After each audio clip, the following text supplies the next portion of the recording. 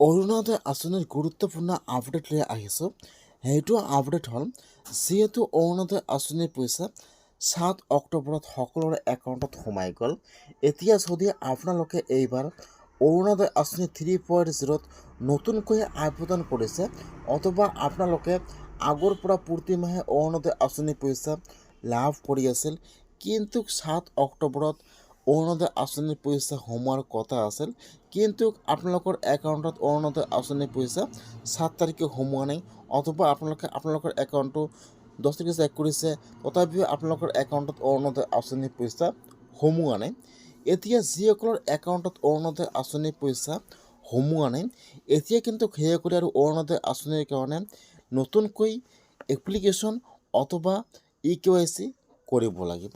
এতিয়া আপোনালোকৰ যদি একাউণ্টত অৰুণোদয় আঁচনিৰ পইচা সোমোৱা নাই, এতিয়া আপোনালোকে অৰুণোদয় আঁচনিৰ কেনেকৈ এপ্লিকেশ্যন কৰিব আৰু কেনেকৈ আপোনালোকে EKYC কৰিব লাগিব, আৰু EKYC কৰিবলৈ হ'লে আপোনাৰ কি কি ডকুমেণ্টৰ প্ৰয়োজন হ'ব আৰু আপোনালোকে ক'ত যাই EKYC কৰিব লাগিব, আৰু যিসকলৰ একাউণ্টত অৰুণোদয় আঁচনিৰ পইচা সোমোৱা নাই, এতিয়া সেইসকলে অৰুণোদয় আঁচনিৰ কাৰণে কেনেকৈ এপ্লিকেশ্যন কৰিব লাগিব।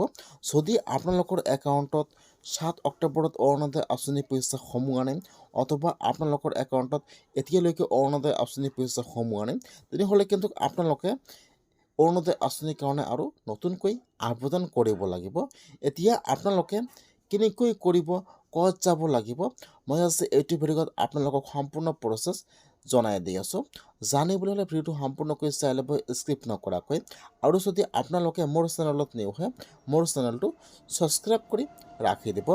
যিসকলে আগৰ পৰা প্ৰতি মাহে অৰুণোদয় আঁচনিৰ পইচা লাভ কৰি আছিল অথবা এইবাৰ অৰুণোদয় আঁচনি 3.0ত নতুনকৈ আবেদন কৰিছে, যিসকলে মুখ্যমন্ত্ৰীৰ চিঠিখন লাভ কৰিছে, সকলোৱে কিন্তু অৰুণোদয় আঁচনিৰ পইচা লাভ কৰিছে।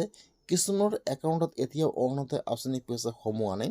চিঠি পোৱা সকলৰ কথা কৈ আছোঁ মই, যিসকলে মুখ্যমন্ত্ৰীৰ অৰুণোদয় আঁচনিৰ চিঠিখন লাভ কৰিছে। যদি আপোনালোকে চিঠিখন লাভ কৰিছে, তেনেহ'লে কিন্তু আপোনালোকৰ একাউণ্টত অৰুণোদয় আঁচনিৰ পইচা সোমাই যাব 15 তাৰিখৰ ভিতৰত। যিসকলে চিঠি লাভ কৰিছে মুখ্যমন্ত্ৰীৰ, সকলোৱে কিন্তু অৰুণোদয় আঁচনিৰ পইচা লাভ কৰিব। যদি আপোনালোকৰ একাউণ্টত এতিয়ালৈকে অৰুণোদয় আঁচনিৰ পইচা সোমোৱা নাই, তেনেহ'লে আপোনালোকে একো চিন্তা কৰিব নালাগে। আপোনালোকৰ একাউণ্টত 15 তাৰিখৰ ভিতৰত অৰুণোদয় আঁচনিৰ পইচা 1250 টকা সোমাই যাব। সেইকাৰণে যিসকলে চিঠি পাইছে সেইসকলে আৰু EKYC কৰিব নালাগে, আৰু সেইসকলে নতুনকৈ আবেদন কৰিব নালাগে। আৰু যদি আপোনালোকে আগৰ পৰা অৰুণোদয় আঁচনিৰ পইচা লাভ কৰি আছিল অথবা আপোনালোকে এইবাৰ অৰুণোদয় আঁচনি 3.0ত নতুনকৈ আবেদন কৰিছে, আপোনালোকৰ একাউণ্টত অৰুণোদয় আঁচনিৰ পইচা সোমোৱা নাই অথবা আপোনালোকে চিঠিখন লাভ কৰা নাই, এতিয়া কিন্তু আপোনালোকে 17 তাৰিখে আপোনালোকে আপোনাৰ পঞ্চায়তত যোগাযোগ কৰিব লাগিব। তাত কিন্তু 17ৰ পৰা 20 তাৰিখৰ ভিতৰত কিন্তু এটা অৰুণোদয় আঁচনি 3.0ৰ চেকিং লিষ্ট বনোৱা হ'ব, বা কোনসকল লোকক অৰুণোদয় আঁচনি আৰু দিব লাগে বা কোনসকল লোকে অৰুণোদয় আঁচনি লাভ কৰা নাই, আপোনাৰ পঞ্চায়তত লিষ্ট বনাব। তাৰপিছত 20 তাৰিখৰ পিছত আপোনালোকক মাতিব, আপোনাৰ পঞ্চায়তৰ পৰা আপোনালোকৰ EKYC বা আপোনালোকৰ সকলো ডকুমেণ্ট জমা ল'ব। আপোনাৰ পঞ্চায়তৰ পৰা আপোনালোকৰ EKYC সম্পূৰ্ণ কৰি দিব। তাৰপিছত আপোনালোকে অৰুণোদয় আঁচনিৰ পইচা লাভ কৰিব। যদি আপোনালোকৰ হাতত ৰেচন কাৰ্ড আছে আৰু আপোনালোকে অৰুণোদয় আঁচনি পোৱাৰ যোগ্য হয়, আপোনালোকে এইবাৰ অৰুণোদয় আঁচনিত নতুনকৈ আবেদন কৰিছে অথবা আপোনালোকে আগৰ পৰা অৰুণোদয় আঁচনিৰ পইচা লাভ কৰি আছিল, আপোনালোকৰ একাউণ্টত 7 অক্টোবৰৰ পিছত অৰুণোদয় আঁচনিৰ পইচা সোমোৱা নাই, তেনেহ'লে কিন্তু আপোনালোকে একো চিন্তা কৰিব নালাগে।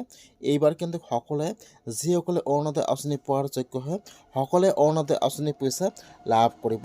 সেইকাৰণে আপোনালোকে এইবাৰ অৰুণোদয় আঁচনিৰ পইচা লাভ কৰিব। যদি আপোনালোকৰ একাউণ্টত অৰুণোদয় আঁচনিৰ পইচা সোমোৱা নাই, আপোনালোকে একো চিন্তা কৰিব নালাগে। আপোনালোকে এইবাৰ সকলোৱে অৰুণোদয় আঁচনিৰ পইচা লাভ কৰিব, ৰেচন কাৰ্ড থকাসকলে।